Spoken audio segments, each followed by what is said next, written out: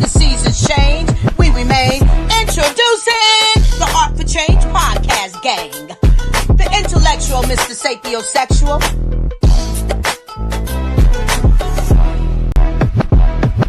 That's all you gotta do, be you.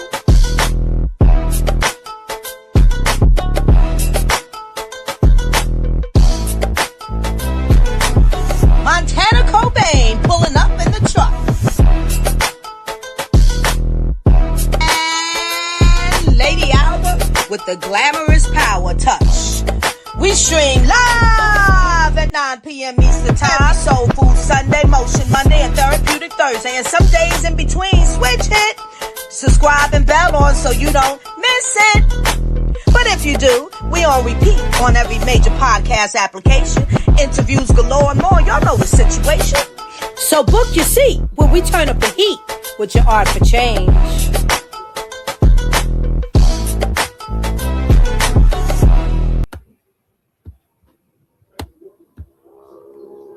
I don't have sound. Yes, y'all. Hey, man, what y'all doing? How y'all doing? This is another episode of Art for Change podcast. I am your host, Mr. Sapiosexual, and the co-host in the building, Lady Alva. How you doing today, love? Lady Alva's good, everybody. Yes. Glad to hear it. Yeah. We got a special guest in the show tonight. And without further ado, I'll let Lady Alva introduce, I guess. Yes. But first, let me ask, how you doing today, mister? How was your weekend? I'm blessed. Queen, I made it to Montana, so we got a different background going on. Yeah. Oh, you in? All right. We've been anticipating that. How was it? You drove straight? Yeah. No, ma'am. Like a 2-3 day trip. Yeah. So you had some layovers or stayover in different? Mm-hmm. Okay, so how was the journey? Like, was it interesting? You saw new land? What's different? Yeah, I seen a lot of mountain range. Yeah, it was beautiful. Yeah, okay. We went through Colorado. Oh, nice. Yeah. Yeah. Did you stop and dine somewhere where y'all have to eat, right? So some of the diners. I was trying to get there. So my sound is going in and out. Forgive me. I don't know what's happening. Yeah. We just stopped and got fast food places. We're just trying to get there. I'm going to come off of here because we're not going to play this. Let me see what we're doing. You can hear me? Yes, ma'am. Okay, I got you too. There we go. Go ahead. So, did you dine out anywhere? What'd you do? No, ma'am. We didn't dine out. All right. Yeah, it's kind of, you got to think about it twice. Like, I'm traveling in foreign land, new town. Should we go in diners and stuff around here to places we don't know? Yes, ma'am. Yeah. So how's the weather there? The weather's good. All right. We're excited to hear more about your experience on that journey. You're going to keep us posted, right? Yes, ma'am. Of course. All right. So, ladies and gentlemen, tonight I want you to lean in. Because my guest tonight, her name is Nish, artistically known as Nish from North, which is Philadelphia. She's a singer, storyteller. She's a creative. She's a plethora, I like to say. Many people like that of things. So we're stepping into a different kind of room tonight here. Something I wrote because of something she wrote to me. Not a room built of drywall and paint, but a room built of memory, lineage, and intention. A room where design is not decoration, it's identity. It's belonging. It's the story of who we are and who we've been, stitched into the spaces we call home. Nish, our guest tonight, wrote something that stopped me in my tracks. She said, a part of us has been lost in translation, and that we have the power to reclaim ourselves inside our own spaces.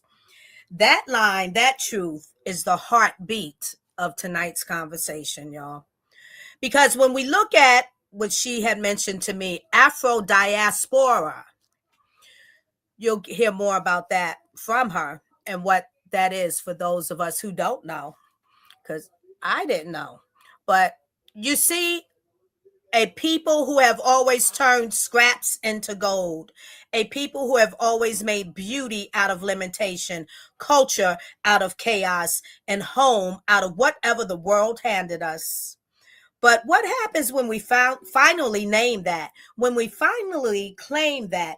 When we stop navigating design through Eurocentric frameworks and start recognizing the textures, colors, patterns, and makers that have been here all along and ours all along. So tonight, buckle up, put your big ears on. We're talking about interior and identity, the bridge between our ancestry and our modern lives, brownstone, bohemianism, and all the unnamed languages our communities have been speaking through design for generation. We're talking about the cultural house our guest is building. Room by room, discipline by discipline, and how each room leads back to the same question. Here's a question you can answer to us later. How do we create spaces where people can see themselves more fully? So let's get into it. Let's open our minds and our imagination because tonight we're having a dynamic conversation. We are building a house, y'all. Yes, we are building a house. Welcome, Nish from North. Thank you, Lady Alva. You're welcome. Oh my goodness, this is so wonderful. That introduction made me feel so wholesome. Like it felt like the perfect mirror I would want to wake up to all the time. Like, yes, this is who I am. Let me go ahead and conquer everything that's on my plate plus the next plate. You know what I'm saying? Absolutely. You know what I mean? Yes. It's drawn from the wonderful right that you gave to me, descripting the totality, really, I say, of you, the heartbeat that lives in you. Yeah. Yeah, So, I got some fire on it for sure. mm-hmm. For sure. Yeah. I like the example. It helps me lead myself when I forget. It gets very forgetful when you're raised in that pocket of urban areas. We have things Mm-hmm. like statistics or things that aren't so harsh as statistics, but as real and holds more weight, like motherhood, parenthood. And Mm-hmm. we're still able to call ourselves artists and creatives, which requires such a liberty to express beyond. Mm-hmm. So thank you for Yeah. the platform to share today. You're welcome. You're welcome. Absolutely. Do you have anything you want to reach in right now, Mister? Welcoming the wonderful guest. But we can't hear you. You on mute. Oh, I'm sorry. Sorry. I'm just saying That's I'm fine. glad for you to be here and I'm ready for the conversation. Let's get into it. All Yeah. right. So I have some questions I drew up, and again from your wonderful right that you gave me. Yeah, and so I have to say, we at Art for Change, we like to accommodate our guests fully. And always the show is for the guests, it's for Mhm. them, the spotlight is on them, the shine is on them. And this is literally Miss Niche here, the first time to where I literally told her, because when a phone conversation, I said, Niche, I'm outside after we were diving in. I'm outside talking to my neighbor. And what you're dropping on me right now, I'm not going to remember it. So do this. Write your show. Yes. Lay Thank your you. show out. And Thank you. because this is dynamic, what you just told me, and I'm even interested, like I'm interested in every show and everything I do, but it really caught me. So that's what happened, y'all. So here we go. So I drew these questions from your beautiful write up. So interior, identity, and Afro diasporic design. Explain to us first what Afro diasporic design is.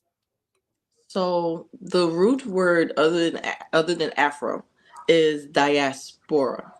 So diaspora is the separation of a culture.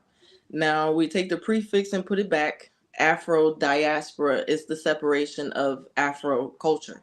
So when it comes to the Afro diaspora and identity, these Afro cultures, Afro aesthetics, Afro identities, all of these Afro connected elements and pieces are a part of the diaspora that needs bridging into areas and arenas like entertainment. We don't see a lot of colored cartoons or interior design. We have a lot of Eurocentric led things in Target, but we don't see a lot of designs that look like the set of Martin or the set of Living Single. So it's that separation where you find this niche pocket, but where how do we make it whole? How do we even connect the pieces?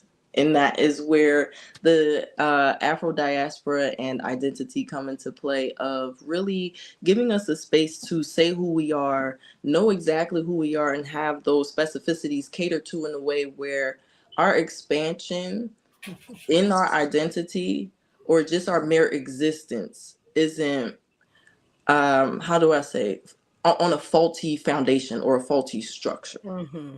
Mm-hmm. I love that response. I like the part we're bringing ourselves, knowing who we are, and the wholeness of it. I want to say this to that. At this point in my life, like I'm like, dude, I don't always have to. I just want to be whole with myself, and it doesn't necessarily have to be I'm black, I'm black, I'm black, because you can clearly see that. You might see something else that might be running through me, and that's fine. Mm-hmm. But I want to embrace this Afro diaspora, and I like how you described it too, Mister. What you gotta say? What you gotta say? Yes, yes, yes. I And love it. I and love you're it. I love shaking your what head as soon as I mention that word. So I'm like, oh, Mister knows about it already. yeah, yeah. I love what I'm hearing. I love what I'm hearing. Yes. Mhm. I want to see how we could make all this connect. That Yes. is a very crucial question, and it plays into not just it connecting, but us connecting to each Mhm. other. So that Mhm. word connection, on how it connects, that's a part of the answer. Honestly, I feel like you just helped me realize that, to be honest. Mhm. The way we Mhm. speak to each Exactly. other, platforms of Instagram, or what we share with each other, whether it's a how do you say, a YouTube shorts, Pinterest boards, your mood board, your Sheen haul, like you're sending things that's like, oh, this is me, this is what I like, and people are growing to know who you are. They can build on what they know, and they can build a respect for it. So we translate that to our identity and give that the Mhm. proper, you feel me, Yes. space, Yes. structure, power, and go ahead and give us that capacity that represents who we are, that capacity that actually shows the time, the effort, the skill that goes Mhm. into the world we inhabit, but we have so many gaps. It's crazy. Mm. So that sounds like being authentic fits in there too, right? Yeah, Absolutely. when you say, because when you attach all of that to your identity, your authenticity. Go ahead, Yeah. Miss. Mhm. Yeah, yeah, yeah. Mm-mm-mm. All right. So I want to jump. Community engagement. Oh, Oh, my go bad. ahead. Go ahead, Betty. No, no, no. But No, no, I no, thought no. Go ahead. you I sure. was. Okay, I thought you was going first, and I was going after you. On my bad. I'm mixing it up because she's got so much to say, and I'm also seeing you right there too. So I want to grab what you got too right now. I wanted to come out. It Hmm. doesn't matter. But something Niche wrote that the way we identify with the spaces we occupy directly influences how well our functionality, presence, and culture are supported within those spaces.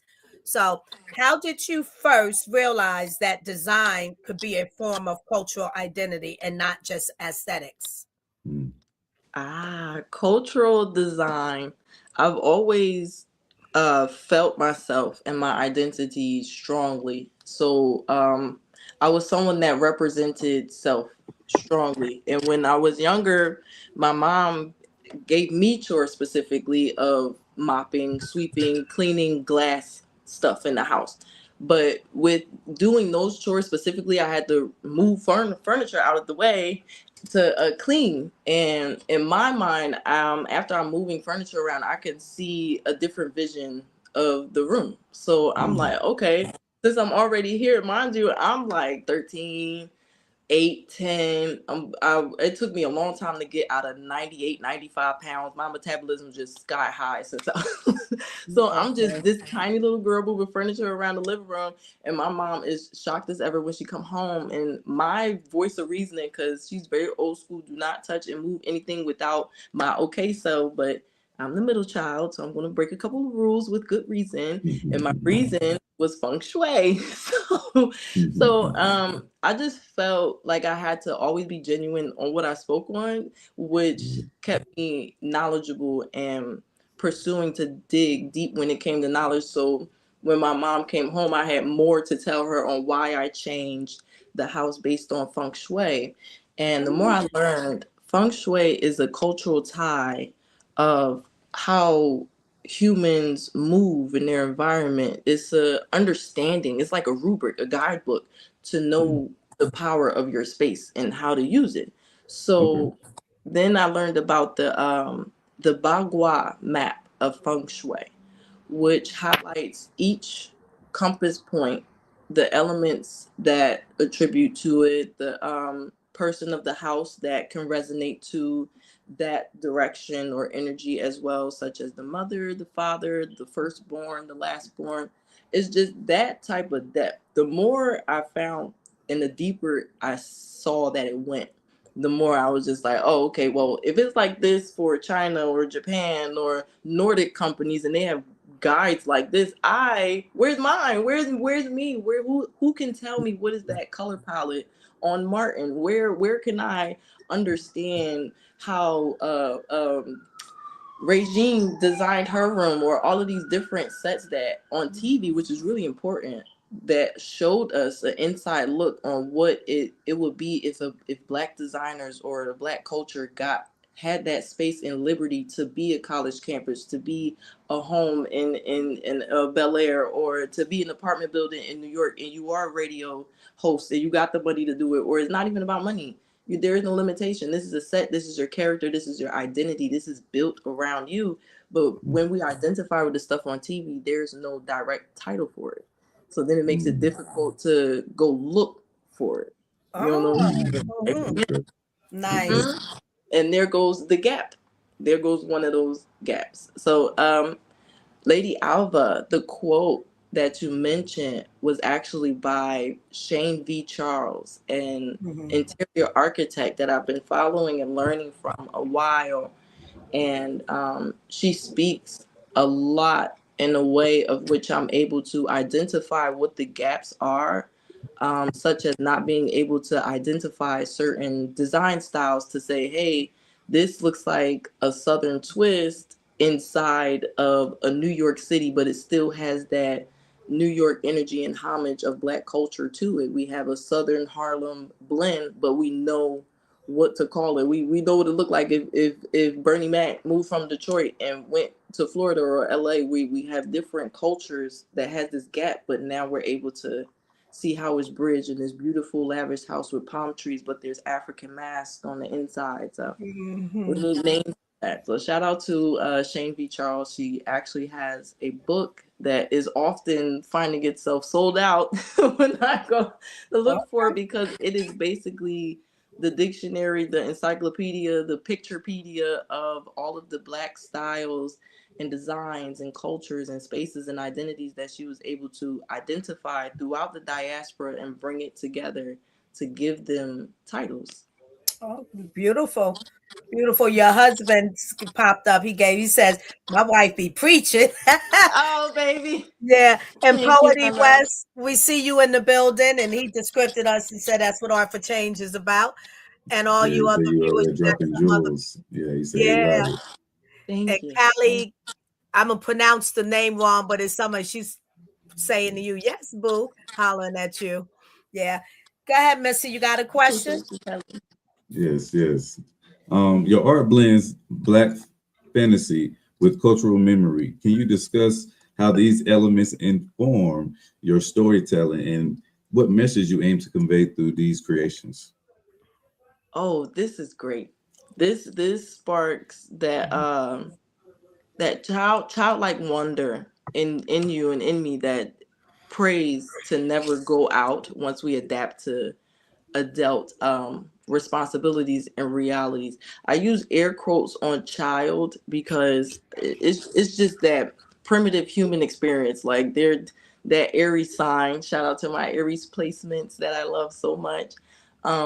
It's right out the gates where you're not worried about nothing. You're straight head fast for it. You don't see limitations. You don't understand limitations. The limitation does not exist. So when it comes to me, I'm a big fantasy girl. I love the princesses, the fairies, the mythical creatures.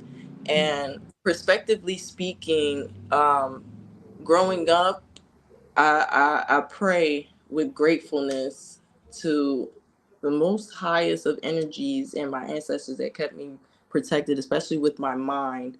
Yeah. I didn't find myself in a lot of great places, but I knew my mind, as my body was wandering, stayed whimsical, it stayed in a place of imagination. I would look around me and buildings would be abandoned. As you know, in Philly, it's a lot of structures that go untended to for years, a Yeah. lot of lots that are vacant. And I see castles, I Yeah. see my dreams like in real life. I see Yeah.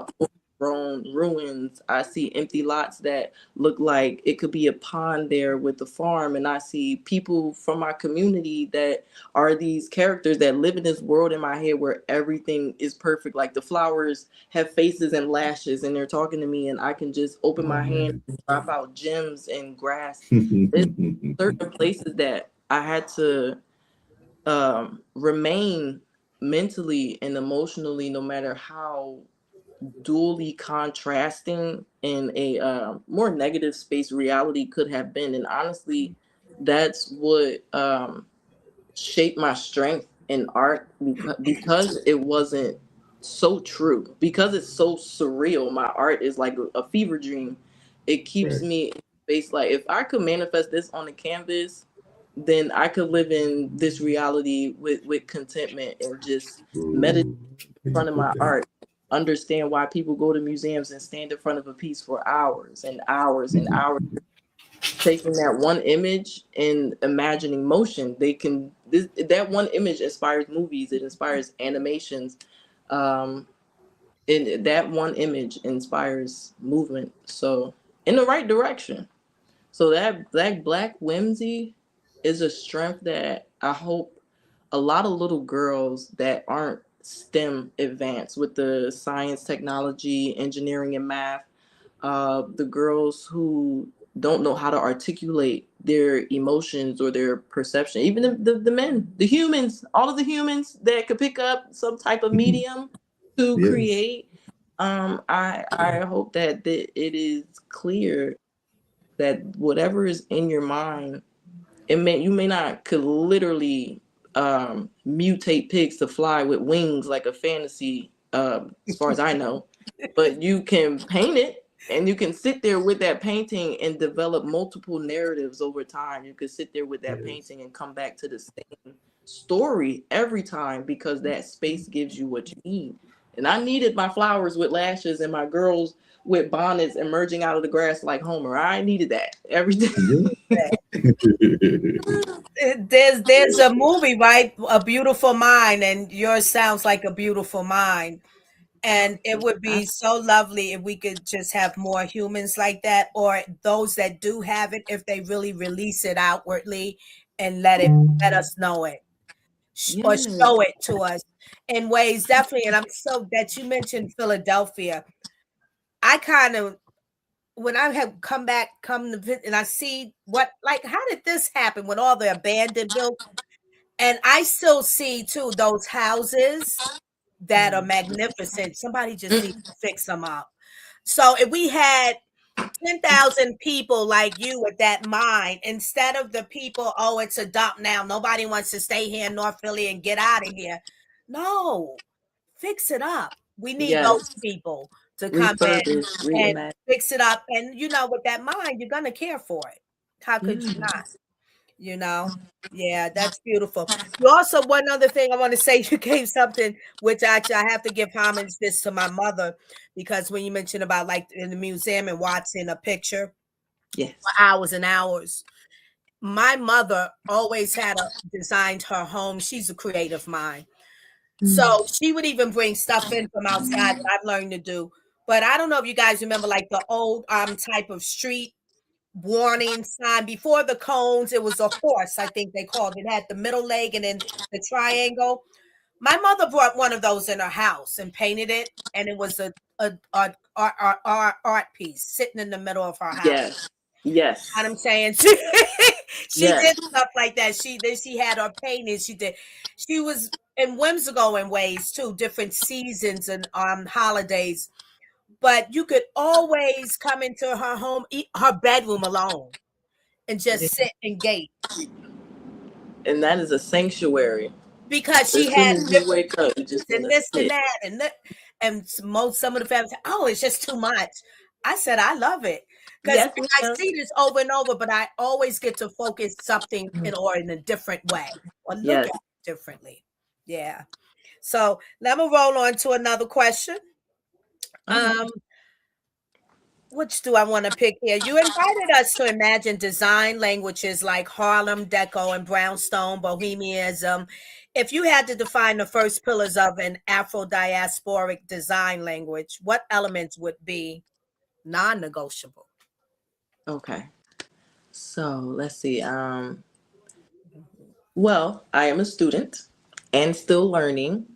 The pillars I return to, though, are cultural roots, color theory, materiality, and functionality. Um, those all play into understanding how we live. Because with color theory, we can pick up and give emotion. We have blue that can give you a sense of clarity or tranquility, a sense of deep calmness if you get a deep blue, a sense of uniform if you use a navy blue. We have greens that can make you feel refreshed. It could inspire you to be more money focused. It could inspire your green thumb. It's a lot of ways that color can psychologically tap into your day to day movement. So, color theory, functionality, because when your room caters to you, you're able to cater to yourself as best as you can, and that translate by proxy to everything else that you're touching throughout, throughout the rest of the day. Um, and cultural roots, non-negotiably, because walking into a room, that sense of belonging, like going to your grandma's house, you know where everything at.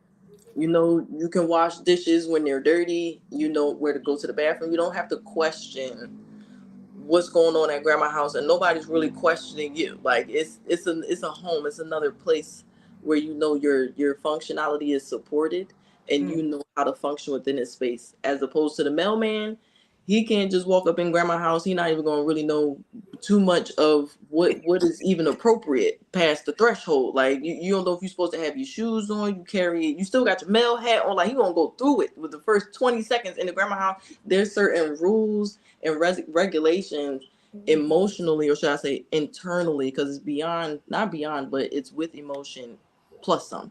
So emotionally and psychologically, that goes into a functioning space, and that grounding sense of surety and stability within knowing your roots and what you need to cater to you in a home, whether you want a regular paint finish or a material finish on your wall that's like a Roman clay. So when you touch it, it's textured.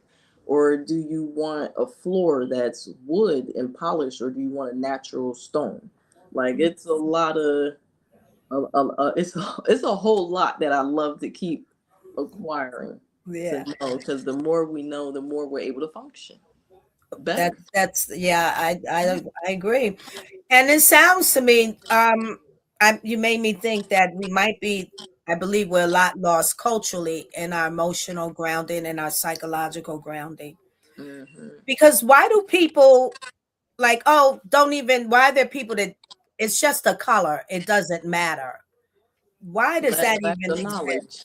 It's lack of knowledge. If all right, so I'm gonna say being a mother of children, multiple children under 10, I'm able to experience how education channels differently and how it's consumed and how it's retained, because it can be consumed but it can also be regurgitated and not in a way that's like you're comprehending what I'm saying. Is just like you're just repeating back what I'm doing is not resonating in your being, and now you're expressing it from your own genuine standpoint.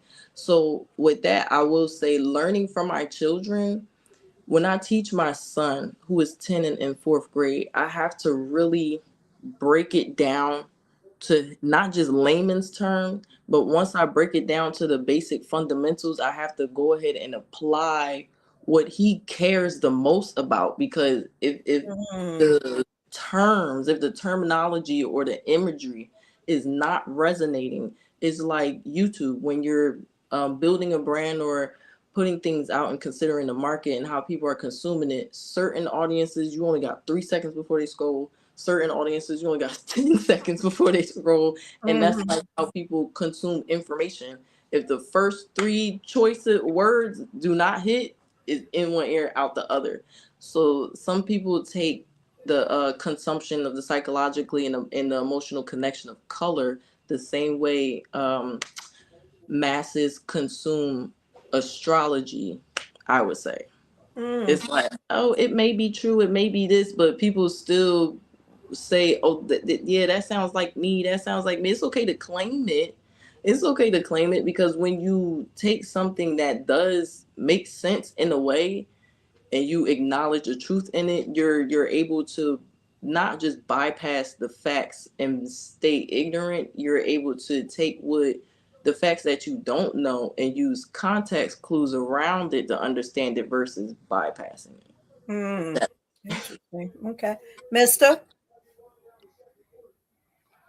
Yes, ma'am. I like how you put that. You're a lady of multiple disciplines. You work across different mediums, including visual art, music, and tattooing. How do these diverse forms of expression interact with each other with your creative process? Can you repeat that for me one more time? Yes, That was no a mouthful. problem, no problem. Being that saying you're an artist that across different mediums, including Mhm. visual art, music, and tattooing, how do these diverse forms of expression interact with each other in your creative process? Okay, I have a great answer for this. They all work together as a vocational hierarchy.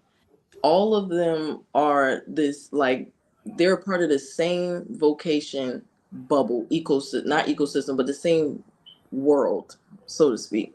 And each one is its own ecosystem. And it's like I look at music, and music is more than just writing and singing. Singing is another form of storytelling. So I'm learning how to narrate through multiple mediums of sound. Because sometimes I'll narrate emotion, but I'm not using words. I'm just vocalizing different textures of harmony. But you can still feel the resonance of the narration Mhm. um, through the energy of what tones I'm choosing to use, so to speak. Okay. And I Mhm. could take that articulation and learn how to alchemize through these different ecosystems. So with tattooing, music could come into play with how I can draw a connection between a certain tattoo flash portfolio and build advertising around it that has music that matches. I'll make my own jingle, or I'm able to be my own partner in each different hub, but it's like very not very different hats. It's like the same. It's one big set, different crew, wardrobes, photography, editing, and we're all able to be on the set and do the job. And I wear those 10 hats. There you go. There you go. Nice. I like how you did Nice. that. Yeah, that's why I said she's a Maximus. Yes, a maximalist to my core. Yes. Mhm. Tell us, take us on a little deep dive about what it is to be a Maximus, and because I don't recall myself ever saying that and Mhm. giving that description to someone until you. And it just came out like I had to step back, like, wait, what am I saying? So, and you embraced it, you received it, and you actually acknowledged that about yourself. So, take us on a little dive about you being a Maximus, what that is. I have two great stories. And one is from my husband and the other is from my mother. Mhm. So when my husband began living together, like really living together, and if you look at our house, like he don't take up too all his stuff could fit in a back office. My things are all over the house. My things. I have a lot of stuff that caters to each room. So if I'm specifically picking out a clock, decorum, shelves, a statue, and it's all in the kitchen, I process the space and the layout, but to him, it's a lot of stuff. But it has purpose, like the vocational hierarchy. And when we had this ongoing, I mean, for months, even till now, there's light tit for tat on how much of a maximalist I am, but he swears it's hoarding. I'm like, none of my stuff is trash. Okay. So this is not hoarding because everything serves a purpose. When I Right. look on the wall at the Puerto Rican flag, or I look on the Xbox at my scorpion sculpture, I'm gathering energy in my bearings. I'm honoring where we come from, who I am. This is not a lot. You're just not used to all of my things constantly collecting around you, but it's not like it's boxes everywhere. Okay. It's just the responsibility of cleaning up and being responsible for all this stuff. But it's okay. Learning to share responsibility comes great with children. And then with my mom, she just likes to tell me I have a lot of stuff. She's modern day minimalist. My wonderful Cancerian mother. She likes things. Mhm. But I'm like, no, you gave birth to the child that want glitter on everything. I'm very eclectic. If I could get a stop sign, or not a stop sign, a whole traffic light, and put it You would in get my it. studio, I would put it in there. It serves a purpose because now I'm inspired, and not only am I inspired by what I do in Black Whimsy, because that would be so very liberating. And a little bit, am I using this word right when it comes to anarchy? I don't think I am, but just like going against the rules, breaking the rules, because we're not supposed to take the stoplights. I surely don't see myself going to the stoplight factory and they handed me. So the way I obtain this traffic light to put into my house, it has a purpose. It's tying me back to my culture. I go to school every day, see a traffic light. I drive through the hood every day, I see a traffic light. People speed past traffic light. You already know how it is in Philly. Like, I'm getting my license. Everybody and their mom next to me is in there for speeding tickets. Like, nobody cares about the traffic light. So every time I see this traffic light, it's a key.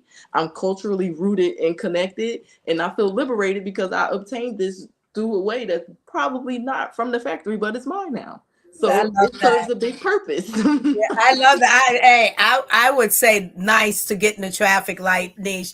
I saw an apartment as one time in my life. I was apartment shopping, ground floor um apartment, and when I went in it, it had in one of the doorways up top exit. I immediately saw it. I said, "Oh, is that going to stay there?" The the broker, the realtor lady, she says, "I don't know." I says, "Well, yeah, it is. If I'm going to take this, it's going to leave it there." Exit sign, yeah. Because Okay. apparently they use it as some type of commercial place at one time or another, or maybe it was just there for whatever it was that make sure people knew where the exit was coming out of there, because it had a back door and a front door. It's kind of like Yeah. ground floor, kind of almost, like a lot of stone and natural. So, but it had an exit sign. I said, no, leave that there. Yeah. Mister, go Okay. ahead. That's that Yes, childlike yes. one that just fuels their creativity to blow Yeah. past limitations. Like, what? This belongs anywhere. This belongs where I see it to belong. Mm-hmm. There you go. As the founder of the Rose Grown Creative Studio, man, and the Niche Snitch Gallery, talk to us about that, man. Rose Grown Creative Studios and Niche House Gallery. Let's start with we can start with what you started with. Rose Grown Studios. That is a creative studio that emerged from building a YouTube channel first for my oldest son. And Rose is their last name that they share. And once I started having more children and, siblings, I want to do what you're doing. I want to be like you. Now the both of them are saying, like and subscribe to my video, guys. Is no camera around. They're like, comment below if my chicken nuggets are spicy today. Yeah. So I'm just like, you already got the fire. I just need to give you the playground. And I went to school in 2017 for mass media and animation. I stopped going to school to take care of my oldest, and it's like I just picked up a career when I dropped school with building in him. I had little side jobs on the side, sustain in the economy of capitalism, things like that, neat green things, the paper stuff. But with passion, paying with my time and my passion, I built Go Go Go Kauai, which was amazing to see him just look at himself and look at what he's doing and just be fully expressive. There was no confusion on what he wanted to do or who he was. It was just like, all right, Mom, press record. All right, Mom, I want to go and get a slime kit and I want to make slime just like the YouTuber I watch. And with them growing older and having their own spark, like and subscribe and telling me what they want to do, I'm also as a parent watching what they're watching. So I'm like, I'm not gonna hold you. A little bit of ancestral anger popped up when a lot of colonial representing people was on the screen that they were watching predominantly, and they wanted to do they wanted to be at these lake houses. They wanted to do everything that I did not have. Even the slime pit wasn't easy to manage a lot of the time. So I would be like, yo, you gotta stop watching this. You can't watch this. I'm gonna be honest with you. I said I thought about it often. I felt so bad because he loves watching, he's inspired, and I felt bad after I thought about it, but I was upset. I'm like, stop watching that because they're not putting no money in your pocket. They're not teaching you how to do what they're doing. He literally looking at me like, girl, I just want to look at this tour review. I want to see what they're doing. But I'm taking it on a much deeper level that he doesn't even know he's going to cross yet when he gets older. And he's 14. Like he's watching children that experience nepotism. And I'm trying to teach him and raise him and build that same ecosystem for him, which is completely different. We don't come from colonial resources. So we have to take the scraps and turn them into gold. So when we're posting YouTube videos and you could see the trash in the neighbor's yard, or you could see the alley cats running down the street because they're getting chased by a raccoon, maybe we'll turn into a spoof. But that's the reality of what we live in. And that raccoon chasing the alley cat is going to get you what you want to see. We can animate it. What you want to give them superpowers? Do you want to give them a name? We can turn this into whatever you want this to be to make it your world. Because the reality of what we live in is not what you're approaching it as, but we can make it back. We can get there. And Rose Girl Creative Studios came to when I was just like, you know what? The A for ad leads, the Ryan toy reviews, all of that. They're in Walmart. My kids want to be in Walmart. We about to do that. We're gonna go ahead and trademark what we need to do. You want to be like Mr. Beast and have chocolate? You want to be the next Willy Wonka as well? Let's go find us some chocolate factory. So Aries, my little toddlers, 4 and 2. Y'all want to be like Blippy? Let's go. Like I'm watching Blippy, like, yo, he really out here. Like, I did not all know all of this fun. This not no shade, but Yeah. this grown man having more fun than my kids. Like, I don't. How do I get this to be us? And I want to make us a creative brand to connect and Yes. represent and open doors, and learning how to communicate that in a way that teaches my children what we're doing is not walking up to Crayola and say, hey, we like crayons. Why don't you let us do a little 1-2 for you? No, learn how to know who you are as a brand, know your identity, carry yourself as a house, show how much your innovation, your creativity is a value to you, and how that value is evident in the world when we document what you're doing and what it's shaping and shifting. And you take that potential and you go and be a big fuzzy dream. You be the biggest supernova, and I am your guide. I am your support team. I am your team. I'm your mom. I'm your parent. Right, So right. whatever you need me to build, luckily, I am her to do the designing. And they have a designer, they have an animator, they have a photographer, they have a videographer, and they don't know how good they got it. I'm trying to train them.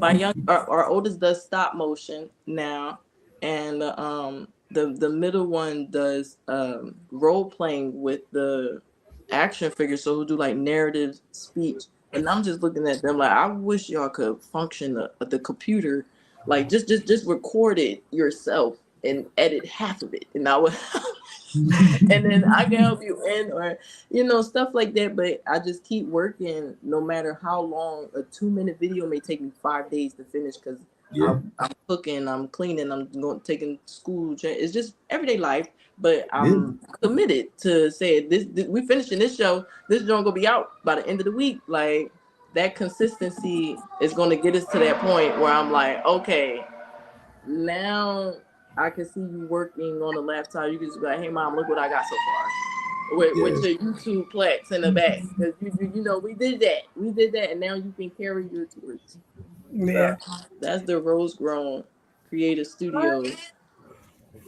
That's a beautiful studio. Sounds to me. Yeah. Uh-huh. Two things I want to pull out of that when you mentioned ancestral anger.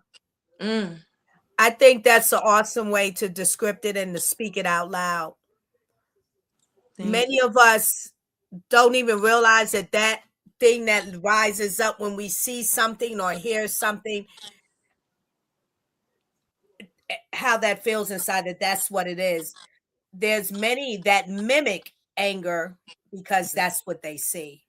Mm, mm, There's so many wrongs that have been done and misunderstanding because Black people carry a lot of ancestral rage, everything.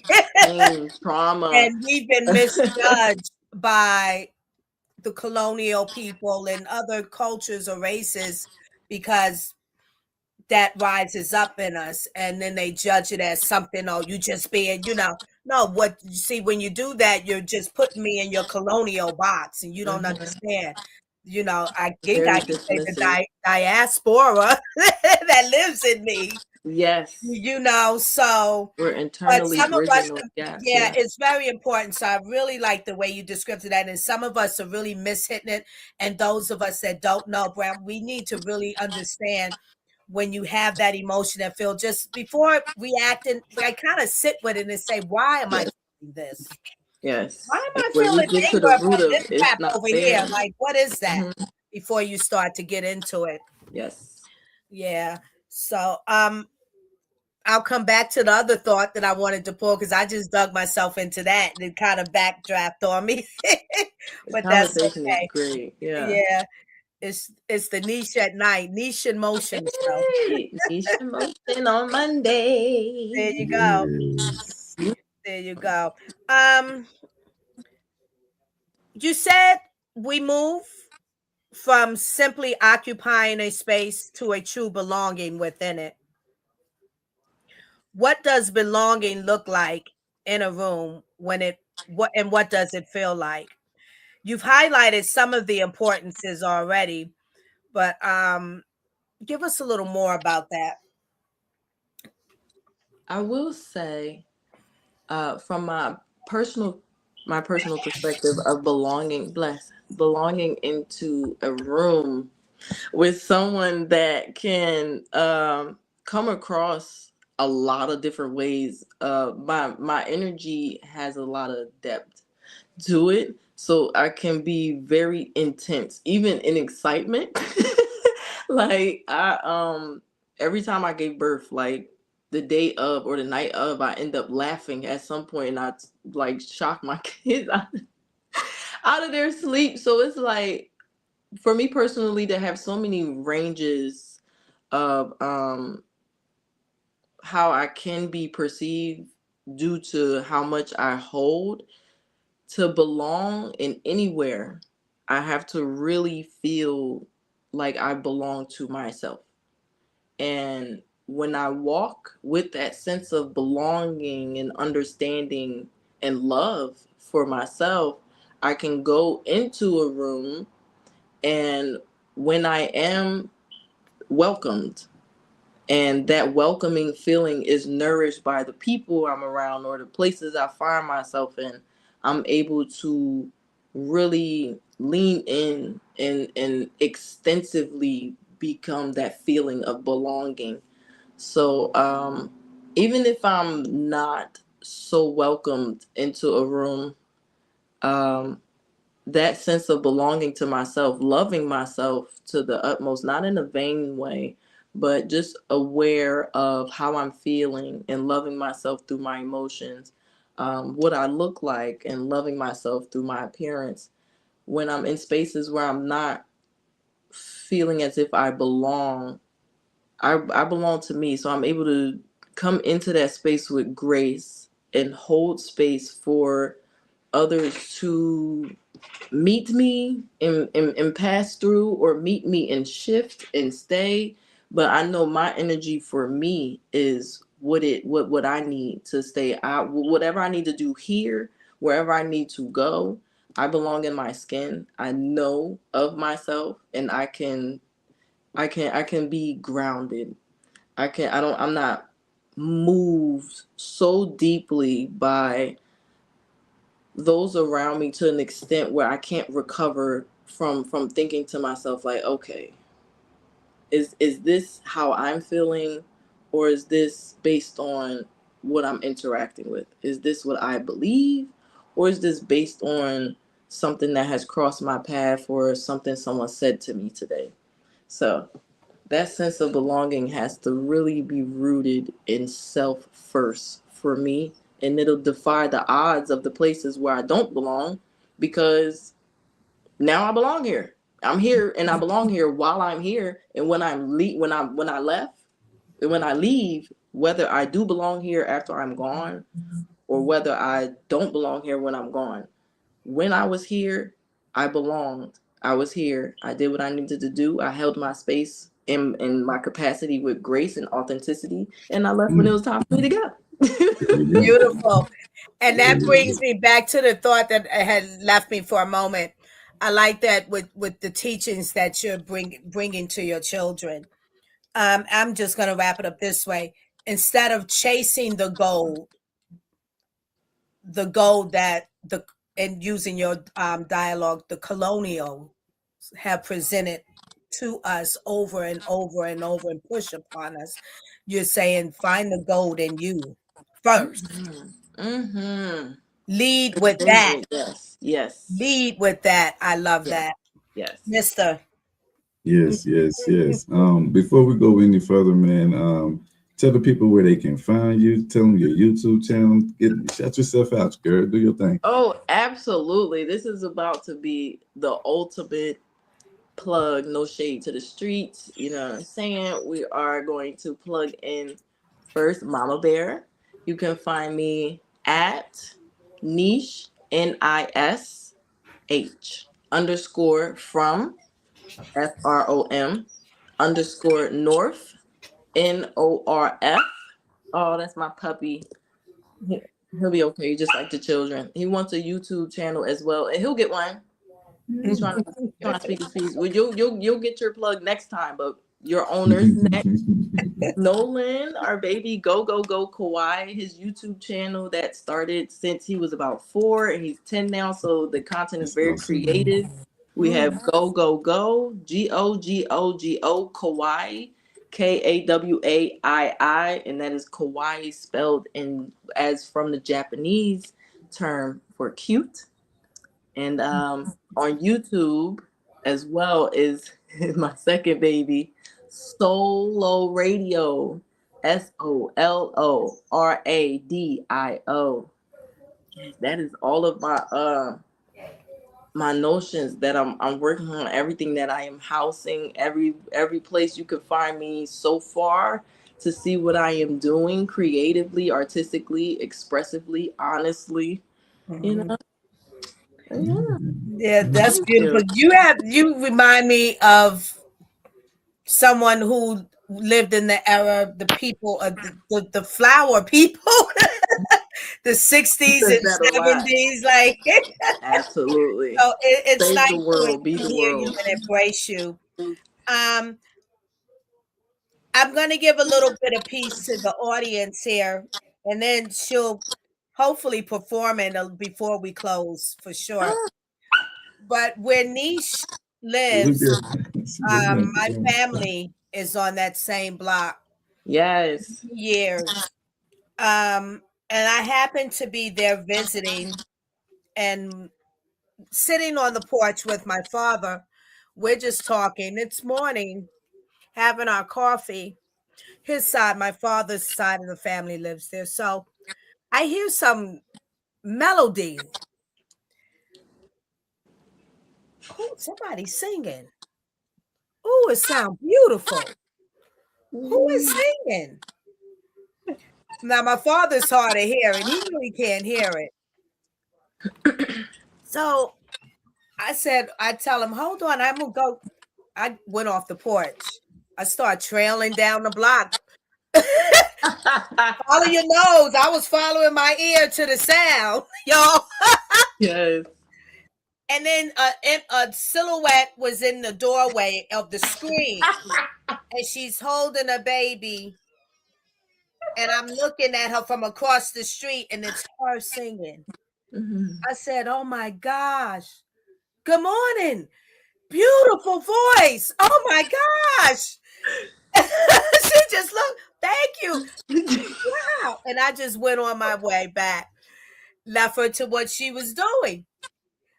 It took whatever time, another visit that I in Philly, and she was sitting on a porch because I knew I wanted to have more of a conversation with this young woman.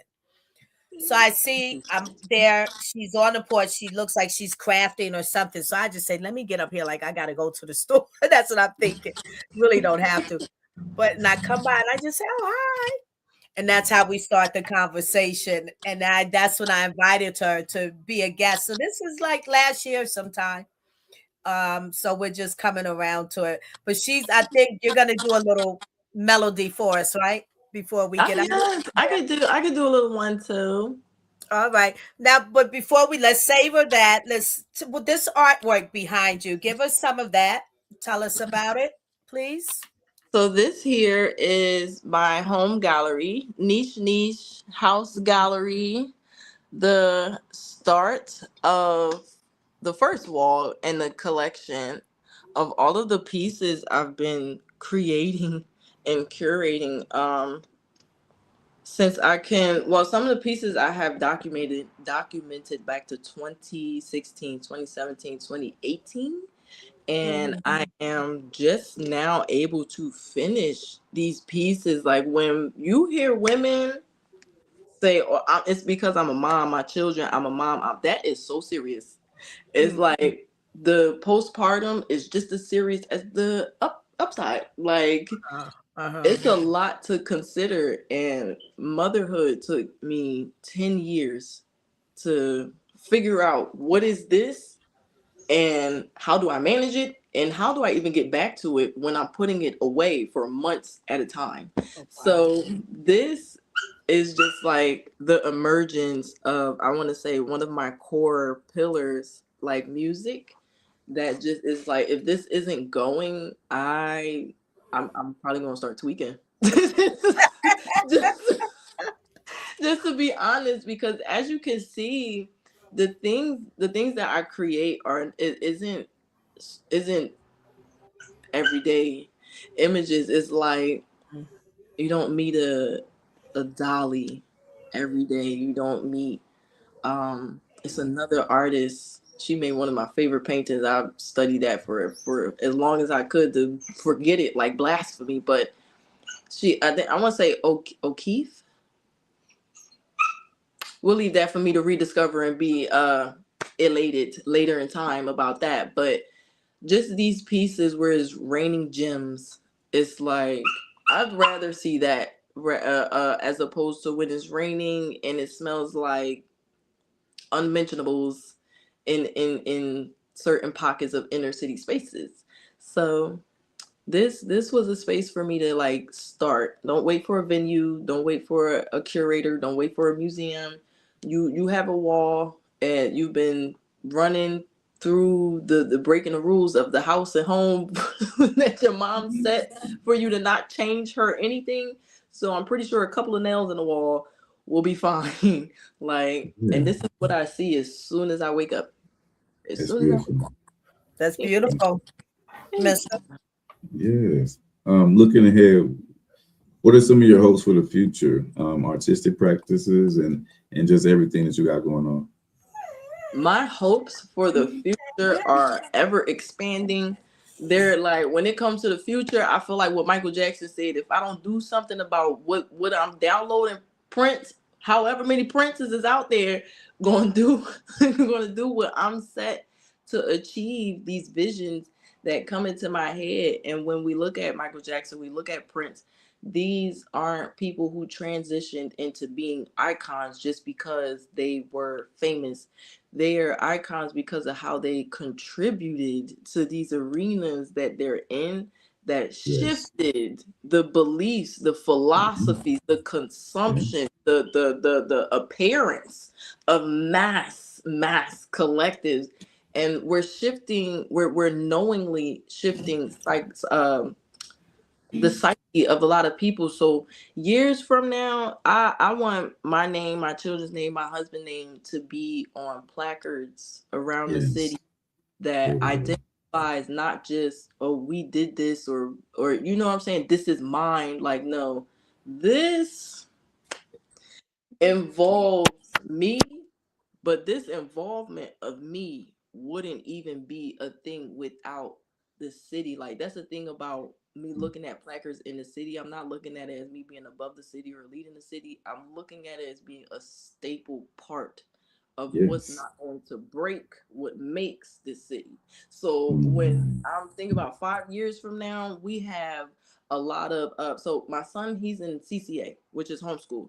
I want to be able to curate more events, more programs that allows inner city students to do things that's as simple as doing a kickback or Yeah. having a game day or a paint and play. Like, these Yes. simple things may come across as, oh, we're just getting the kids together, but they're building with each other. They're getting to know what a kid should do. Like, I'm not shading technology, but I do believe children should be outside more than I they agree are in with the that. house. Their cognitive awareness isn't adapted to how advanced technology keeps evolving. So Yeah. that has to be seen and implemented in a genuine way. So 5 years from now, I see my children interweaving their philosophies and connecting with those who can help them build, and they're helping other build.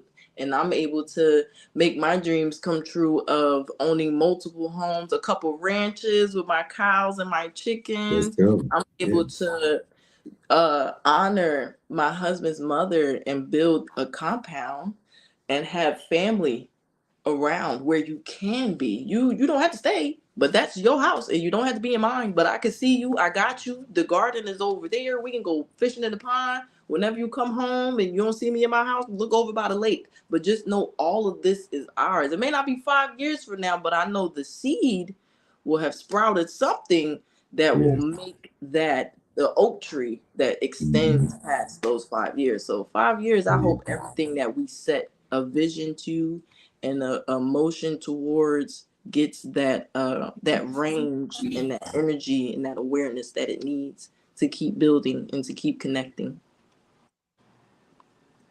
You got some people showing love in the chat. They said yes, yes, hell yes to community and self-sufficiency. I love it. Yeah. Yes. We got another one coming in. Homeschooling is very personal. So the idea of getting them out the house and off them phones and tablets is an amazing idea. There you go. Yes, because they're all on the screen. And before I put my son in homeschool, he was in daycare.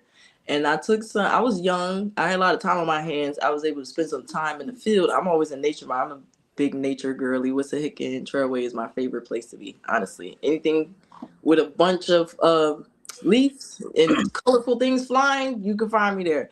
But while I was out and he was at daycare, I seen a mother in the same field that I was in, and she walked in. She was actually pregnant too. And she walked in the field, her baby's following behind her like two little ducklings. She opened up her quilt, she sat down and began teaching them. And I'm like, I can do that. Like, I can do that. I want to do that.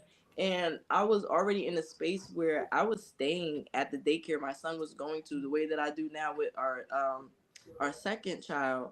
I was staying when drop off is 8, 9. I'm there at 11 a.m., 10 a.m. And it's because I dropped them off, but I didn't leave. I'm just, doing Play-Doh with the children, conversing with the teachers, actually interested in their curriculum, helping the teachers, because a lot of inner city schools, especially daycare child, you would think if they cost you an arm and a leg, they would have staffing in order, but paying $250 or $350 a week for a child and you're still understaffed. I stay and help the teachers that take care of my kids. I'm mopping the floor, I'm wiping the table, I'm putting the stuff away, and the kids running around there like, Miss Anisha, look what yes, Miss Nisha is here with the good energy. That I feel like you see me and you could trust me enough. I'm supporting you. Your eyes are lighting up. So yeah, when it comes to homeschool, I like it to be both. You could take the laptop outside, honestly. Yeah. You can take the lab outside. You can transfer a lot of the lessons that are online. You could, don't tell them that I'm saying this, but you could text the teacher and let them know that you won't be making it to class. Don't lie, just don't get too extensive. You won't be making it to virtual class today, but you will have the assignments in place, and you can review the recorded video of the lesson. Don't go to that VR lesson. Don't go to the virtual lesson. Take that curriculum and move it to a different environment and teach your child, because you're still the learning coach. So you got. I love the liberty. You got a lot of free range. I wish more Black parents knew this, but that's why I never took my son out of homeschool, because I was just trying to figure out how I can get into that network and into that system.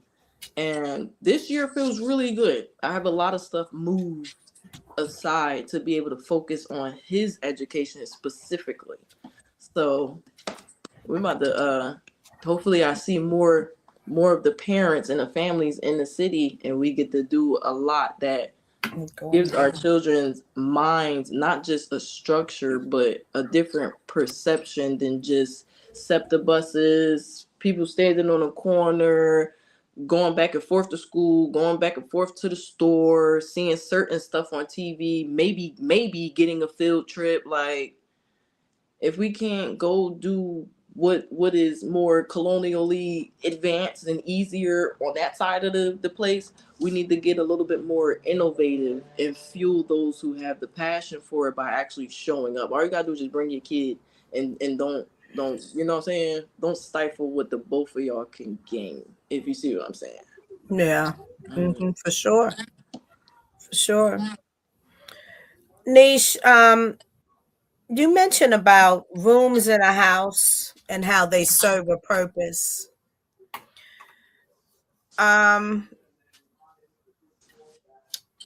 You are building your house as as it's the architect structure. is very creative, very nourishing. So tell us about that. I did see here you said something about 7 rooms, but how does each part of a home matter from when you enter, or even let's say I'm gonna go a little step further, when you're approaching your home?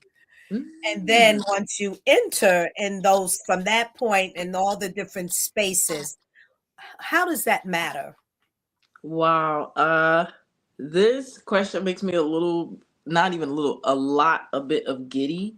So I'm trying to get my emotions right so I can articulate, because I recently started my first interior design portfolio this year, and my first entry project was a threshold, like your foyer, your vestibule, that space right before you get into your living room or stuff like that. And while I was working on this specific project, I noticed that this entryway doubled as like a functioning threshold, the same way you would look at a dining room. Like a dining room is that middle fulcrum in that travel spot between the living room and the kitchen. It's like a hallway, but it's still a room. So you have to understand a lot of a lot of different pockets, of which I love learning in interior design. And coming into a threshold, one, a part of my first project, which was a design model for a blacksmith. Not so black. A black blacksmith. Yes. Oh my goodness. Because I wanted to bridge that Afro diaspora. I wanted to design something Hmm. that was culturally inclined, and the narrative came to be a blacksmith. So so Hmm. I'm like, okay, when a blacksmith comes home, he's wielding things, he's in a hot room, he wants to decompress and not feel all of this heat going on. So I want to utilize certain materials on the wall that can um, not only give him a sense of compression to orientate himself outside, from being outside in the world and coming back into the home. I want this space of compression slash decompression to be imbued with colors and materials that allows him to psychologically orientate himself, and also tie to the narrative of being a blacksmith. So I named it the Ember Threshold, and the colors translate muted tones of embers that fly from the work of a blacksmith. And I'm also thinking about his functionality. When you come at home, you probably got heavy boots on, heavy, you know what I'm saying? You can come straight into the house. You have your landing space with a sconce. So your landing space allows you breathing room to walk in. You're not overcrowded by the lamp right here or the hooks right here. You got space to walk in and close the door comfortably without bumping into anything. And then you turn. As you're turning, this is your circulation. You're turning and you're taking off your jacket, you hang it up, and you're going straighter into the path. As your path is opening up, you still have your shoes on your feet, but you had a long day. You can sit right here on this bench that is also a compartment and a shelf for your shoes. So that functionality, as soon as you walk in, strips you, or it should strip you of a weight that is not necessary as you're going into a personal sanctuary. In my perspective, like, you should be able to be stripped down to your bare, comfortable self, and not have to feel like you're masking in your home, or you have to carry. You should want to be able to let things go in your home. So designing a threshold in that first project, I specifically designed to strip the person of the weight of the outside world, good or bad, and reorient themselves to go further into their home, like with ease, so to speak, and feel welcome. Oh, and to homage him being a black blacksmith, I had a polished iron sculpture of a panther, like a black panther head, on a light mineral wall to give it a dramatic theme and have the Hmm. contrasting of light and dark elements. But that lighter element came at the very end of the hall with that sculpture to represent how the room is opening up. Once you reach that end of the hallway, you're now at the next threshold into the living room. So it's like a light that's drawing you in. This is beautiful. And it might be troublesome. You might have stirred up a little trouble for some women because they may gonna be like, can you do that? Or their Okay, husbands. trust me. I I'm gonna want you make to it my set due the scene diligence for to get me a book when out I there. come home. Huh? I'm gonna make it my due diligence to get a guidebook out there. Eventually, in that 5 year span, that includes feng There you shui go. and a bagua map that is associated to the foundation of our asporic, not asporic, Afro diasporic Yeah. connections. So the husbands could get take that to a Home Depot, Lowe's. You don't gotta trip yourself up too much on articulation and thinking. Just open the book to page 92 or Yeah. 103, and you you It's an got it. You important, get it. it's an important thing, and that many women we're lost in that. We don't give that to men. If people have, we have, a lot of us have this mindset, oh, we grown, he knows, but like, look, even at my age, and if I was to go home to my mother, there's nothing better than that. And a Yeah. man who loves his mom, has his mother, like, there's nothing better than that scene that you're gonna get when you're approaching the house, when you put your Yes. foot over the ground. It's nothing like it. So we need to do better and give that to each other in our relationships and our marriages. I think Yes. it can cut away all of the stuff that happens, the troubled things that happen in our unions. You know, Mm-hmm. when you have comfort at home, I mean, you're comforted. Where you going? Where Life you, is always where pushing you comfort going? when You we learn how to adapt through Yeah, survival. you want that stage to be said because wherever he going, he thinking about me. Okay. No doubt. We know the energy of And what's it at has nothing, home. right, and it has Yes. nothing to It's do in with the walls, on it the has nothing to floors. do with the little box between the legs. Yes, That's the absolutely. It has extra. everything to do That's with the the energy extra, in the right? walls. What's on the door, everything that goes into the floor, how it's designed in that environment. Yeah, Because that's a reflection. First of all, that environment is me. This is my stuff. It's me to the maximum. Like that's this right. is so of course, like, but Yeah. knowing that translation, even if me being a maximalist and being with a minimalist, we those representations, whether it's a small nook or a specific desk, it keeps that moment and that energy of being acknowledged very important. Because when you're sitting Mm. in spaces, you're like, how could I forget about me? Or how could you forget about me? How could I forget about you? How could you forget about you? Mm. Look at everything of what we are around us. So, Yeah, yeah. I like Beautiful. that. I like that. We ask every guest that come on the show, when you hear the phrase "art for change," what does that mean to you? So, as I ask every guest, when you hear the phrase "art for change," what does that mean to you? Art for change. As a multidisciplinary woman, like affluently, art for change, man. I could really give you a monologue on what that mean. I wouldn't be able to just give you a small quote because growing up, art was the only thing that made sense. Like if it wasn't a creative outlet, like literally it didn't have to be drawing. Writing is a top creative outlet, and I wanted to be a teacher for composition. So when it comes to art for change, you can change your mind. Art for changing mind, art for changing the spirit. Art is music. You turn on music, it instantly changes your frequencies, it changes your mood. You could be feeling like, excuse my French, shit rolled in glitter. But as soon as you turn on those headphones, that alchemizes into manure that sprouts the harvest. Now you feel like a garden in abundance because you put that music on, that art. is for changing self. Art is for changing the world. Art is for change, period. So that's what I think. Art is for change, period. Because the more you go into depth of what change is, art is literally the definition of perception forever changing. Because art is that perception of this person in one way, and it could be perceptions 5 different ways from one person.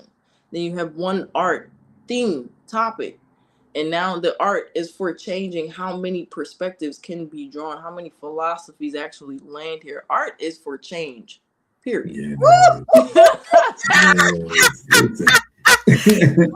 Listen, That's hey, the look, she best done one. gave me the That's best the one. I best. love being black and growing old. I'm Hey, telling you. clip that. Clip Yes. that. There you go. There you go. Yeah. Wow. Yes. Yeah. Hey, I love it. I love it. I love it. Thank you. Before we get you out of here, I think they said you was gonna do some little singing for us. Oh, yes. Yeah, I'm already sweating like I'm on stage, child. Let's get into Go ahead. Let me just drop to the people because Denise says you said music helps you process and communicate. So let us have some of those emotions right now. Ooh. Your vocals.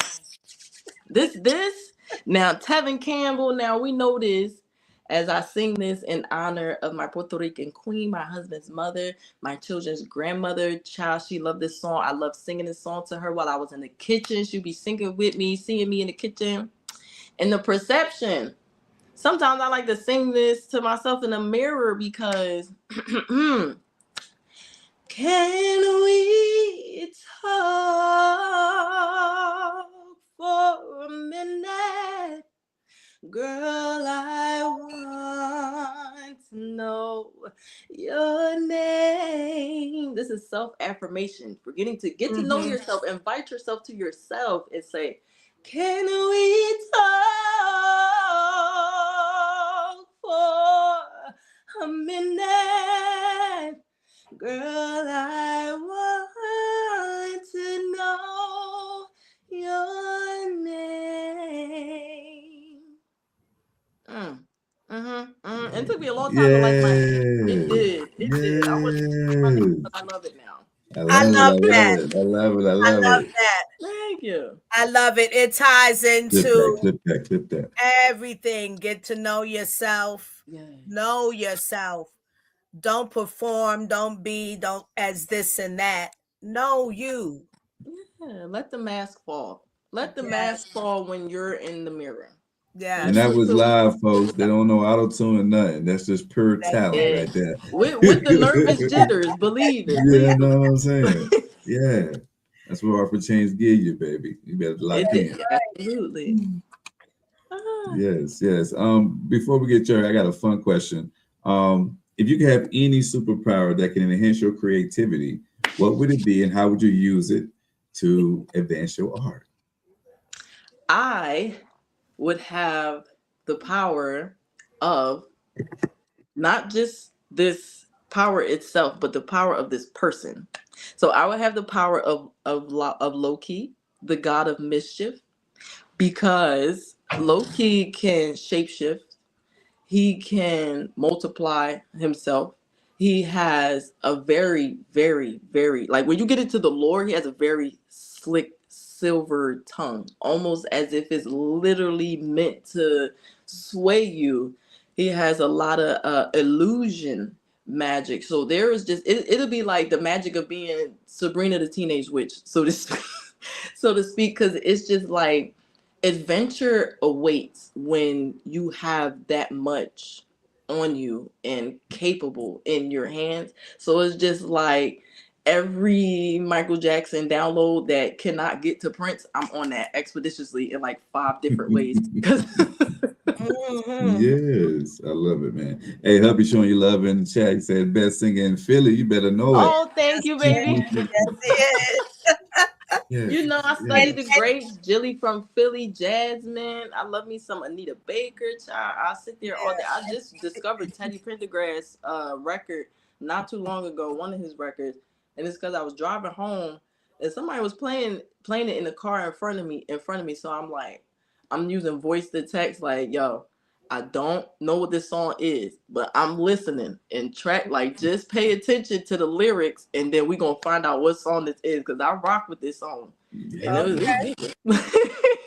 So old school lays down that rooted foundation, especially for me in music, because the message is not the same. The delivery a lot of toxic, and I'm just like, what happened to the men that want to light the candles and cry in the rain, child? Y'all just out here weird flexing, and I don't like it. Ain't no more OJs, ain't no more we cried together. Last night, me and my woman, we cried. They don't know about that, right? Yeah, they gonna start crying. They not ready. You know, that's a real yeah, a gentle foreplay. There you go. A gentle foreplay. Something that you got to think about it. Not this. Yes, I want to actually hear the fireplace during our conversation, because we're just talking so intimately, but I still hear you, and the ambiance is just as loud. Like, please set the stage for somebody like me. You know, like, you cannot play around, because I'm sitting there looking like, like I am a sensory person. I need you to set the scene. Okay. Very much sensory. That's right. Nish, it's such a pleasure to have you here, and you're always welcome back, and there's a lot more to draw from you. And for me, it's in the presence with you and diving in conversation. It's not just a quick thing, because you pour so much out, so intellectually and articulately, that it's like, I gotta sit with that for a moment. I would really like to absorb that a little bit, to see what more would conjure up in me that, and give me that I could even speak about, and those things like that. So I'm saying that because I found this that way for me. So a good interview for sure, but not so easy on me, because it's like, dang, I need more time to just sit with that. What do I say? It's like those pillow talk conversations that just defy the odds and could last a good 72. But I can tell you what Lady Alva will do. I'll be carrying it with me. I'll be sleeping with it tonight. I'll be carrying it with me tomorrow and many a days thereafter.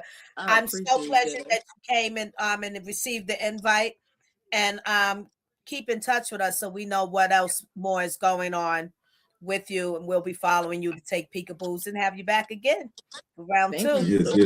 Before we close out, if we could do as we typically do, we go before the end of every show, we go around a panel and give a word of information just to the collective. So you got a word of information for us, love? Oh, me? Yeah. A word of information. Affirmation. Affirmation. Affirmation. Yeah, okay. affirmation. I don't know. I think a lot of my words have been a lot of words of affirmation. Oh yes, absolutely. You just dropped a lot of jewels tonight. Yeah, I will say, just because we're crying, we're crybabies here on Earth. We're human.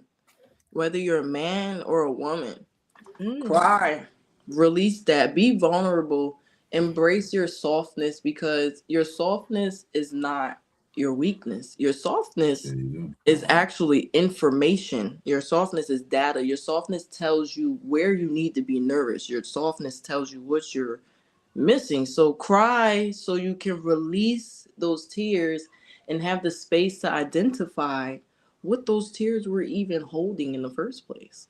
So cry. Be a crybaby. From the biggest crybaby. Cry now. So cry. Cry about everything. That stuff. Cry. Yeah, that's nice. Lady Alva, you got a word of affirmation for the game before we get up out of here? Give your creativity to yourself first before you spring it, give it to the world. Yes. My boy BU not here, so I'm gonna use his phrase tonight, man. Be you, man. Don't be afraid to be your authentic self. You feel me? Before we close up out of here, give everybody your socials again and tell them where they can find you. You can find me on Instagram, TikTok, and I believe YouTube is also Nish, NISH, underscore from, FROM, underscore North, NORF. That is my Instagram, my YouTube, and my TikTok. And for my babies, just go Kauai. That's GOGO Kauai, KAWAII, and that is Kauai, which is Japanese for cute. And you already know solo radio. You spell it how it sounds. My baby Solo. Yes. Thank you. Yes, I love it. Love it. Yes. Thank you so much. Appreciate Thank it. Yes, you. ma'am. Thank Thank you. you. Thank you for coming, man. Hey, anytime you want to come back, anytime you got something to discuss, and when you drop that book, please come back and share it with us. Say less. Yeah. I will be more than excited to. Thank you for sharing everything that you have for me tonight. Thank you. You're welcome Yes, so much. yes. It's our pleasure. Yes, yes. For our listeners, man, don't forget to like, subscribe, and tell a friend. The Art for Change is in. And as we close out tonight, y'all, don't forget to art. If you're going to art, baby, you better art for change. We That's out, right. gang. That was awesome. Oh my goodness. Yes, it was